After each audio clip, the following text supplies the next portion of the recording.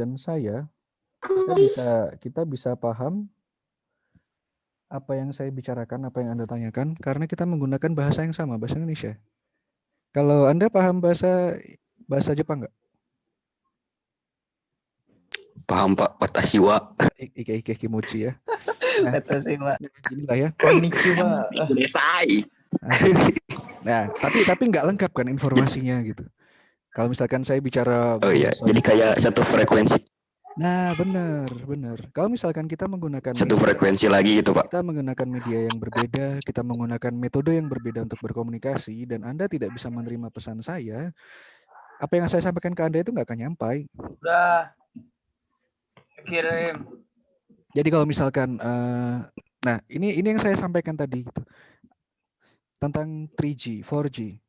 Kenapa diminta ketika ada 4G Anda diminta untuk ganti HP, ganti kartu?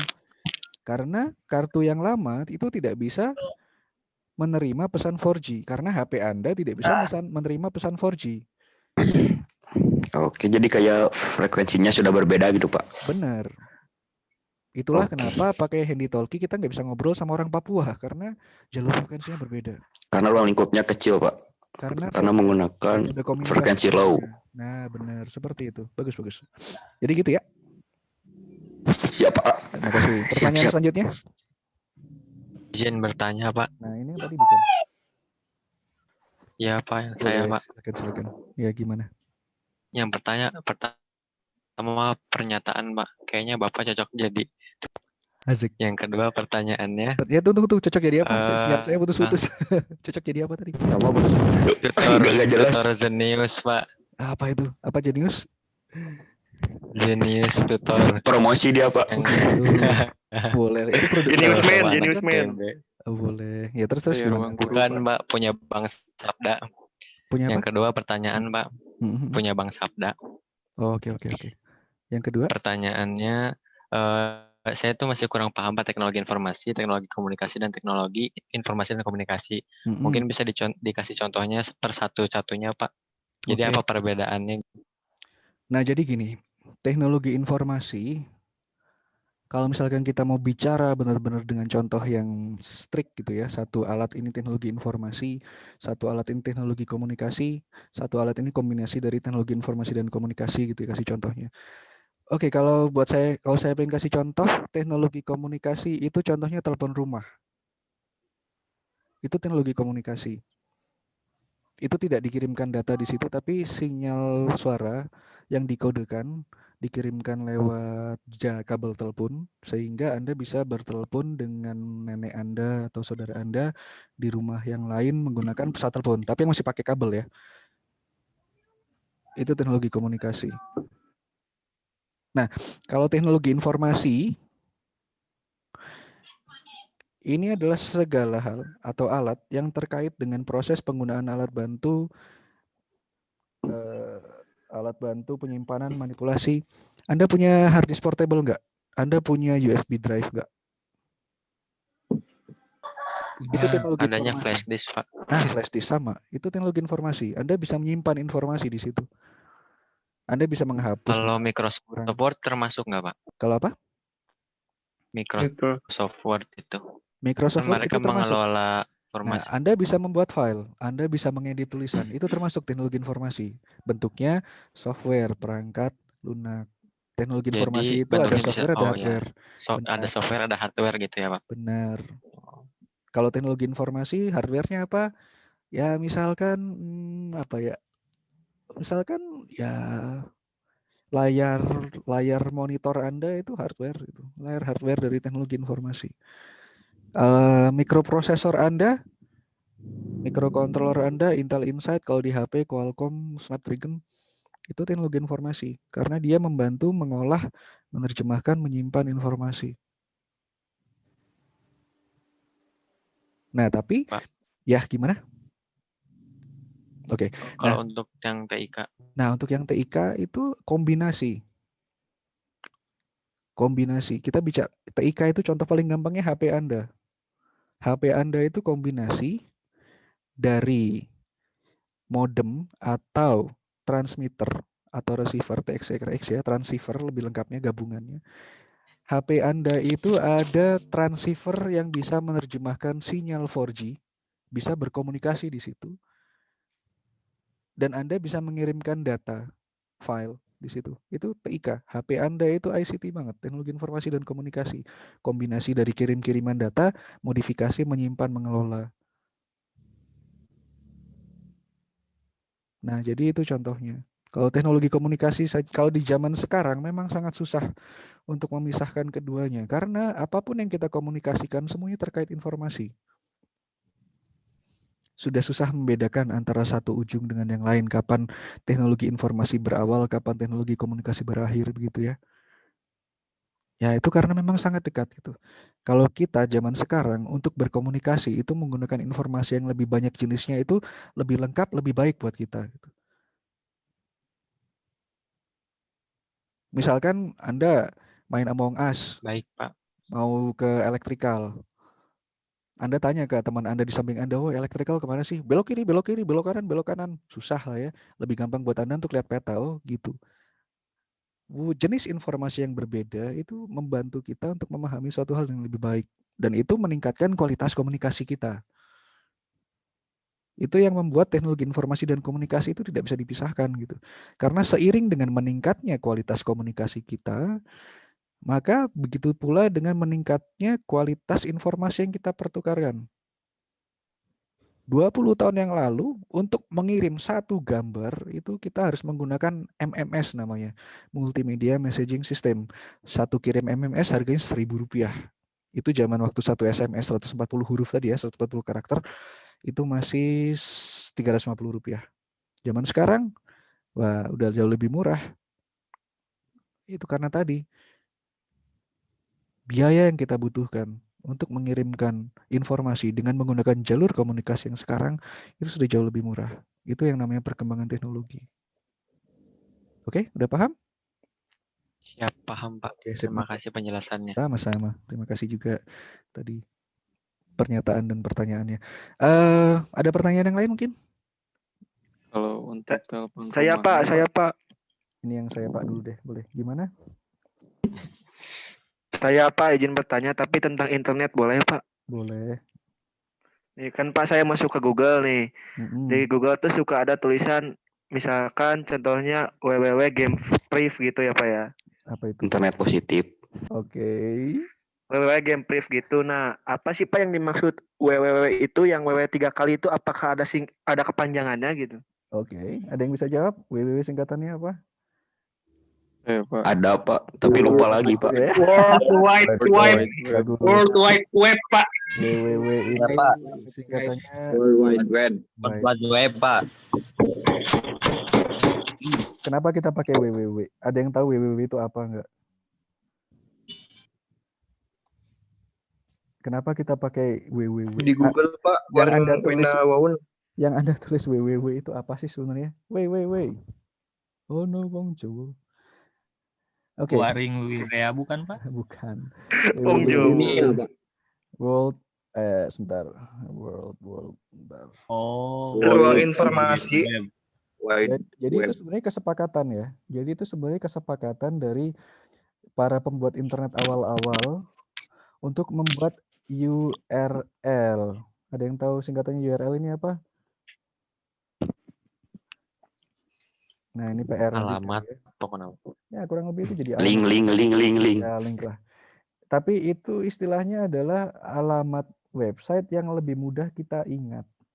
Kalau misalkan kita nggak pakai URL, kita mau menghubungkan komputer kita ke komputer atau server lain, itu pakai apa? Ada yang tahu nggak?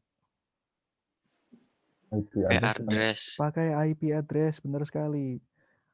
Coba kalian IP address apa yang kalian ingat? 192.168.1.1.1. Itu IP address di rumah kalian sendiri, anak muda. Itu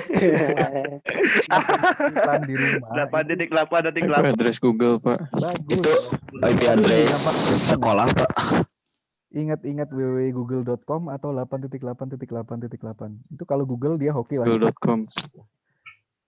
8888 itu kalau kalian connect, itu kalian connectnya ke google.com. Tapi anggaplah ini ada yang tahu 167.205 sesuatu enggak? 167.205 ini punya siapa? Ada yang tahu enggak? Biasanya wifi Pak itu mah. Ini tuh Wifi IP ID. address www.itb.acid Institut Teknologi Bandung. IP address-nya itu selalu depannya 167.205. Disuruh ingat-ingat, nggak akan ada yang ingat. Nah, Lebih ITB gampang ingat beda. ITB.acid. Itulah kenapa kita pakai URL. Kenapa di depannya ada www. www itu kadang-kadang ada juga yang www4, www3 ya. Itu suka-sukanya ngasih alamat lah ya. Kadang-kadang nggak pakai www juga bisa gitu. Kalau alamat kantor saya nggak pakai www depannya kazi.id, langsung masuk. Ya itu sama kayak alamat di jalan lah. Tapi www itu singkatannya World Wide Web, dan yang kita sebut sebagai alamat website atau URL itu sebenarnya adalah penyederhanaan dari IP address ini, alamat yang menggunakan angka, agar lebih mudah diingat oleh orang. Google. DNS ya Pak. Kenapa? Beda lagi.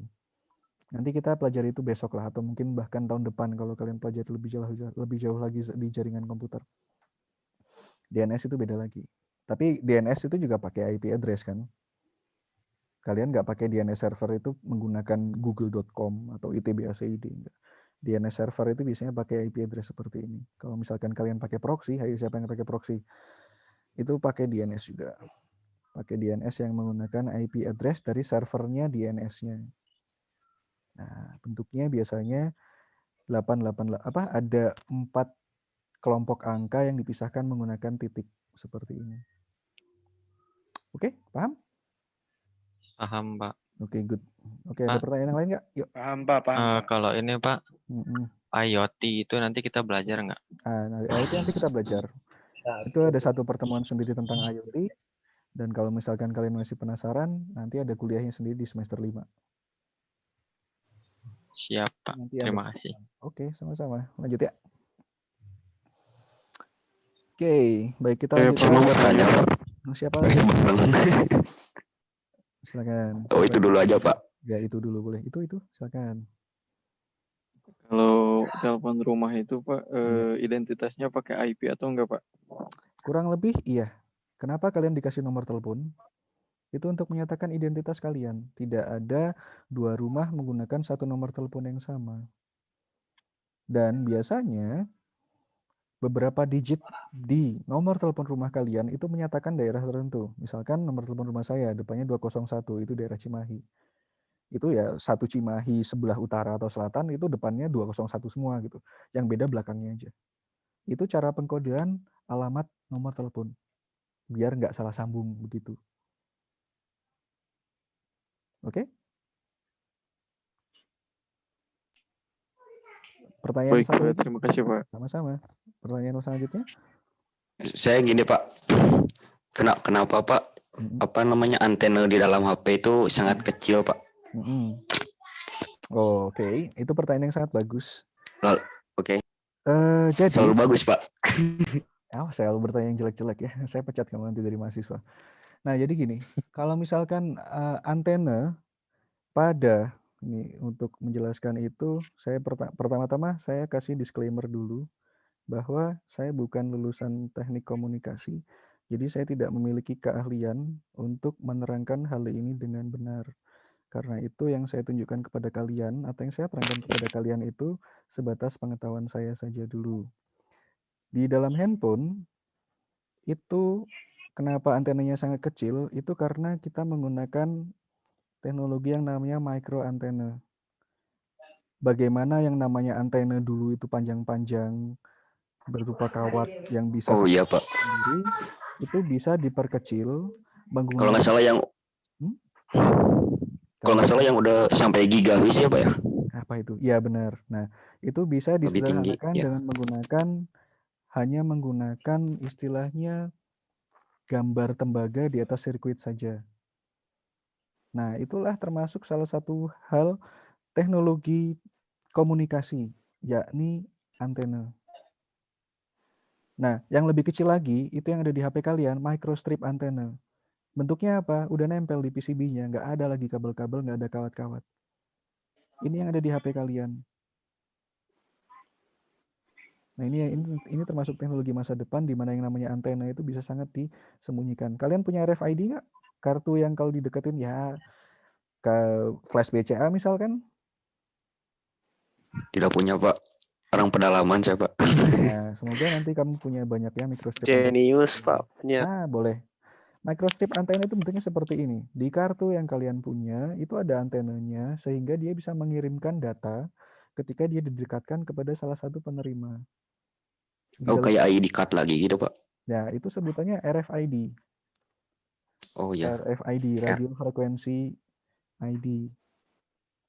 Nah, ini yang tembaga-tembaga itu Pak. Nah, benar. Jadi di dalam kartnya itu ada bentukan seperti ini, RFID tag. Jadi kalau dia didekatkan kepada pembacanya, chip ini mengirimkan data menggunakan antena yang digambar ini. Ini antena loh.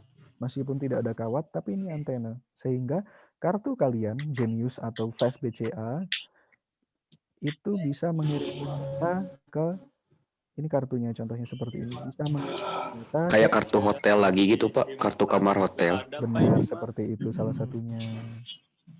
Nah, itu jadi di dalam kartu ini itu ada antenanya. Ada datanya juga. Misalkan di hotel ya nomor kamarnya gitu. Misalkan itu Flash BC atau Genius ya kalian punya sisa duit berapa di situ. Nah, ini contohnya ya. Ini contoh teknologi komunikasi. Tapi ada informasinya juga karena ada pengiriman data di situ. Oke, cukup jelas? Cukup Pak. Oke. Kalau zaman dulu HP yang saya punya Nokia 5110 itu mungkin orang tua kalian dulu masih punya. Itu masih ada antenanya nih, nonjol nih. Masih kelihatan bentuk antenanya di sini. Oh iya Pak. Ini ada antenanya. Ini Mungkin itu Pak apa? Ya.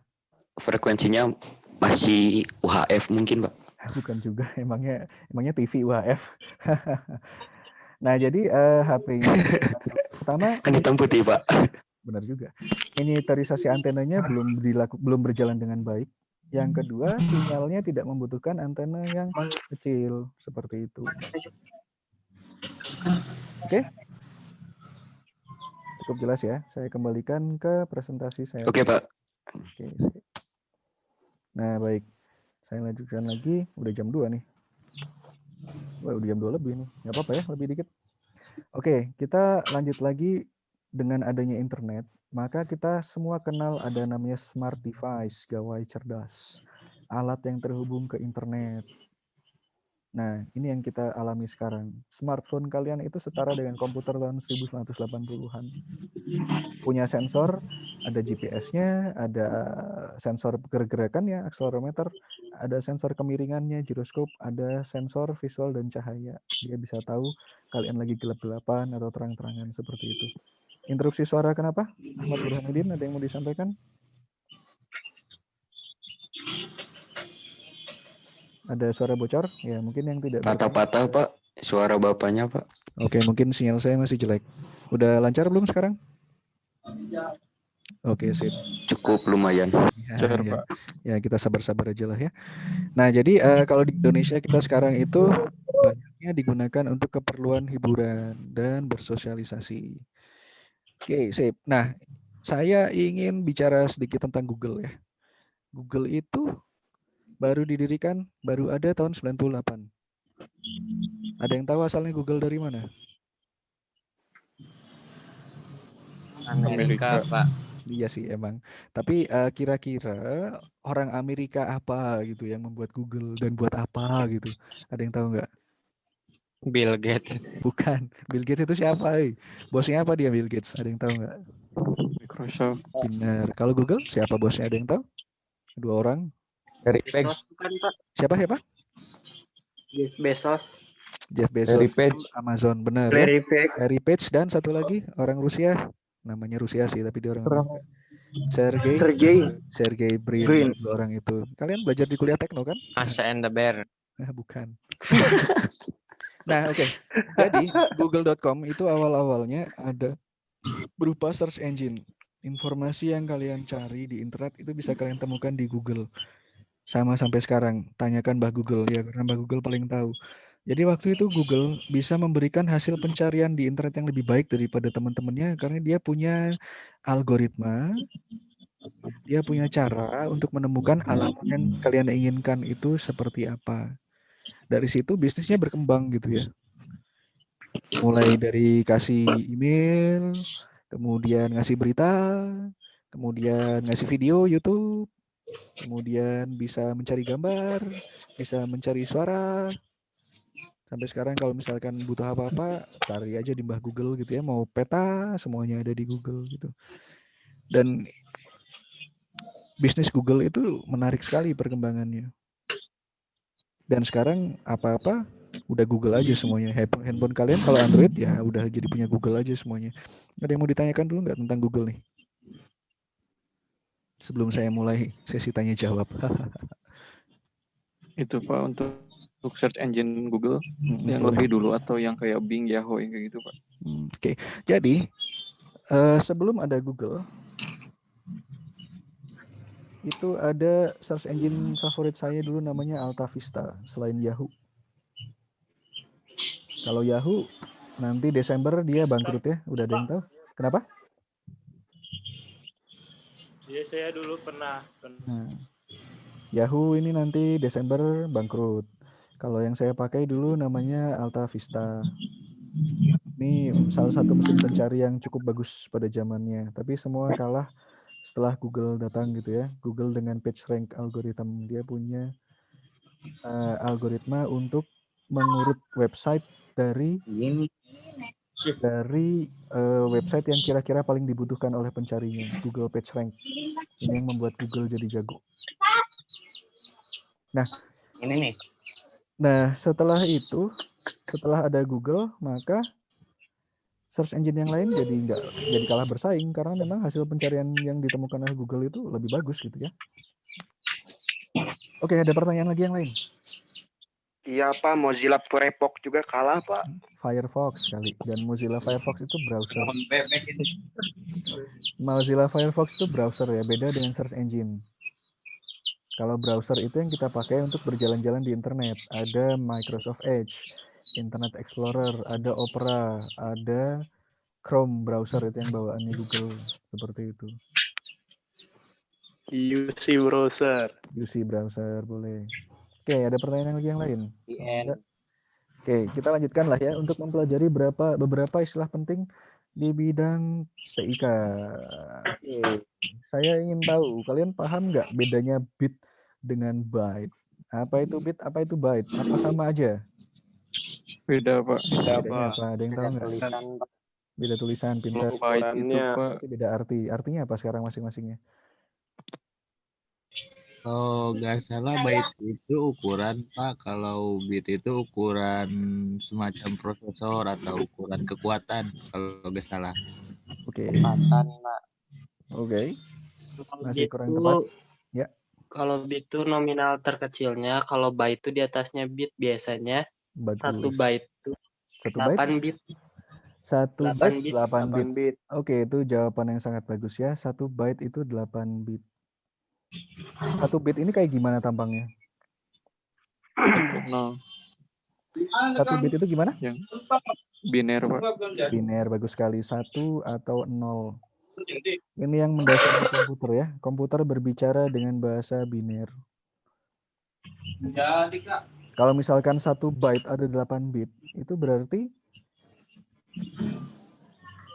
16 kan? 8 bit 64. kita bisa bikin 1 byte.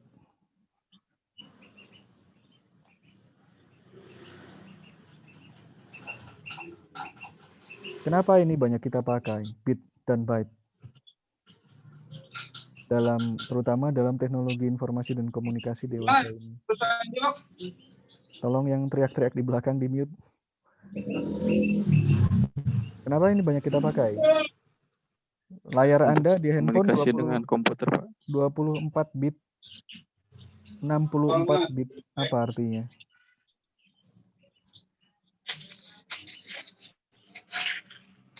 Anggaplah kita cuma pakai 1 bit. Ada berapa warna yang bisa kita jelaskan dengan 1 bit? Ada yang bisa jawab? Berapa warna?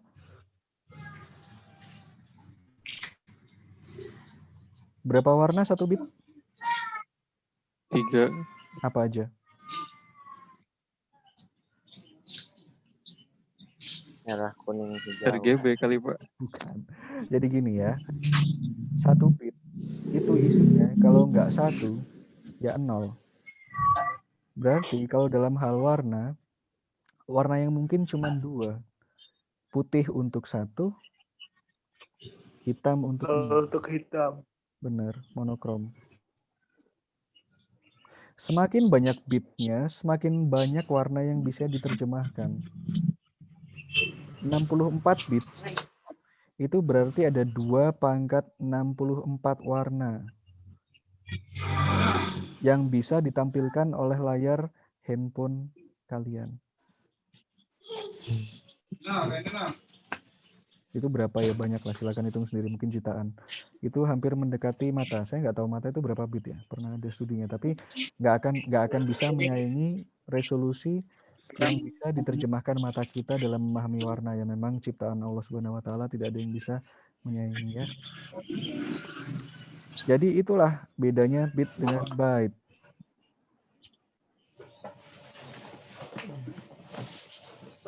Kenapa kita pakai 1 byte untuk menerjemahkan huruf? 1 byte itu ada berapa kemungkinan?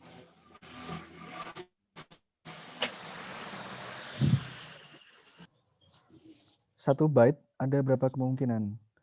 Tadi 1 byte itu 8 bit lah ya. Berarti 2/8. Berapa 2/8?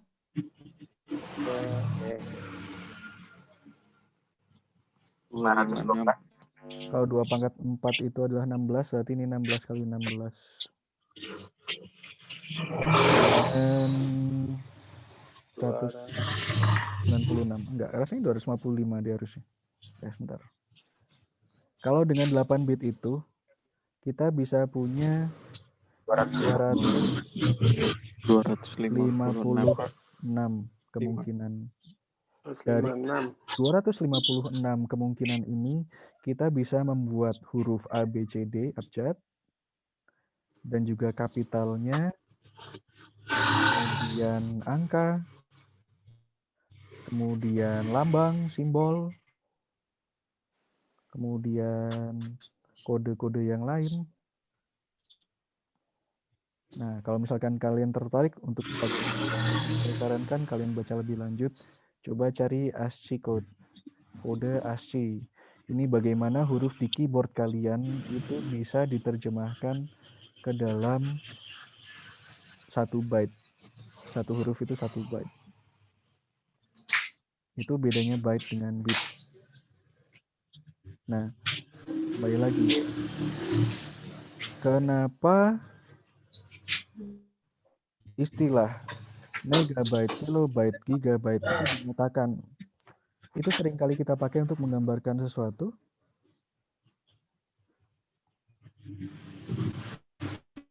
Itu karena kalau misalkan kalian membuat file, paling gampang ya, saya minta kalian dipraktekkan di rumah sendiri.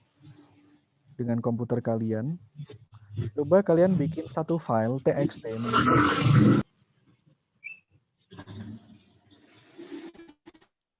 Kalian menggunakan 1 file txt menggunakan Notepad. Kemudian kalian lihat apa yang terjadi kalau misalkan kalian menyimpan file kosong. Berapa ukurannya? 0 byte. Pasti 0,0.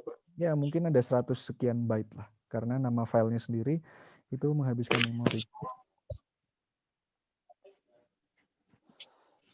Nah, yang kedua. Meskipun filenya kosong, Pak. Ya, meskipun filenya kosong itu pasti ada 176 byte kurang lebih. Mungkin terbacanya 0, tapi kalau kalian klik kanan play properties lihat detail, pasti ada ukurannya. Bahkan menyimpan file itu sendiri ada namanya, itu ngabisin memori. 1 byte, berapa byte? 176 byte. Kalian tambahkan beberapa kata-kata di situ. Saya suka Indomie, atau saya ingin IP4. Tergantung kepada jumlah huruf, jumlah kata yang kalian pakai, maka ukurannya akan berubah. Itu bisa dimulai dari kilobyte. Kalau di file dokumen kalian tambahkan gambar jadi megabyte. Kalau kalian download film, kalian simpan itu jadi gigabyte. Kalau 1 kilo itu berapa sih sebenarnya? Kalau dalam angka? 1024 1000. megabyte, Pak. 1000, tapi kalau byte-nya 1024. Kalau mega berapa? 10.000. Berapa? 10.000. Nah, jadi kalau misalkan kita bicara KB, MB, GB, itu kita bicara kelipatan pangkat 3 ya. Kilobyte itu 10 pangkat 3, megabyte itu 10 pangkat 6 atau 1 juta, gigabyte itu 10 pangkat 9, 1 miliar. Di atas itu ada terabyte ya, kalau yang suka koleksi hard disk gede-gede, 10 pangkat 12. Nah, kenapa kita pakai KBPS, MBPS, GBPS untuk menyatakan apa bedanya KB yang sekarang kita sering pakai lah. Apa bedanya MB dengan MBPS? Kalau kita internetan ini pasti ya. Kalau kita nyimpan file ini pasti. Apa bedanya? Kalau nggak salah Pak, mohon maaf ya kalau salah ini. Kalau salah nggak apa-apa, aku juga belajar. Silakan. Kalau MBPS itu kan buat megabyte per second, kalau MB itu megabyte saja gitu. Artinya? MB byte per second itu jadi megabyte per detik. Yang menyatakan? Kalau MBPS itu untuk Ridwan. kecepatan jaringan. Benar, ini menyatakan kecepatan transfer data. Dalam 1 detik, dia bisa mengirimkan 1 megabyte seperti itu ya. Makanya kalau misalkan kita bicara internet, biasanya kita pakai MBPS. Meskipun kalau kita malas omong, MB aja cukup, maksudnya itu. Tapi kalau misalkan kita bicara transfer data, transfer rate, kecepatan transfer, kita bicaranya menggunakan per second. Dalam 1 detik bisa berapa banyak. Oke. Kemudian istilah lagi yang lain yang sering kita temui dan mungkin kita kurang paham. Fiber optik. Kenapa internet fiber optik lebih cepat dari kabel tembaga? Ayo, siapa yang tahu? Karena mengirimkan cahaya dari data, Pak. Oke, mengirimkan cahaya untuk kita menggunakan cahaya untuk mengirimkan data. Bagus. Kecepatan rambat cahaya berapa?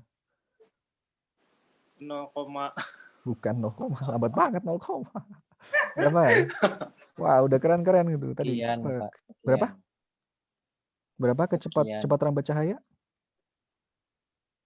Ada yang masih ingat? Atau nanti belajar di tahu, Pak. Waduh. Sekian, Pak. Sekian, banyak banget itu sekiannya. Cepat rambat cahaya itu adalah 300.000 saya lupa, meter per second kalau nggak salah. Kecepatan cahaya itu adalah kecepatan yang paling cepat ya. Jadi ya masih belum ada yang bisa mencapai kecepatan cahaya 300.000 meter per second. Dan itu yang dikirimkan menggunakan kabel fiber optik. Karena itu kecepatannya sangat cepat sekali. Meskipun demikian, kalau kabelnya salah bengkok, salah belok, atau patah atau putus ya sama aja. Gitu. Dan kenapa kabel tembaga kurang keren dibandingkan fiber optik? Ada yang tahu kira-kira kenapa? Kabel bisa berkarat. Bisa berkarat, pintar. Oke, istilah yang lain. Apa itu Ethernet? Kenapa berbeda dengan internet? Kalau Ethernet itu interface-nya, Pak. Oke.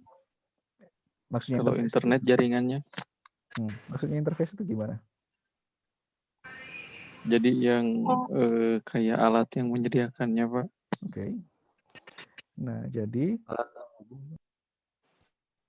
yang disebut dengan Ethernet, tolong beda. Yang Anda sampaikan tadi itu sebenarnya disebutnya Ethernet adapter.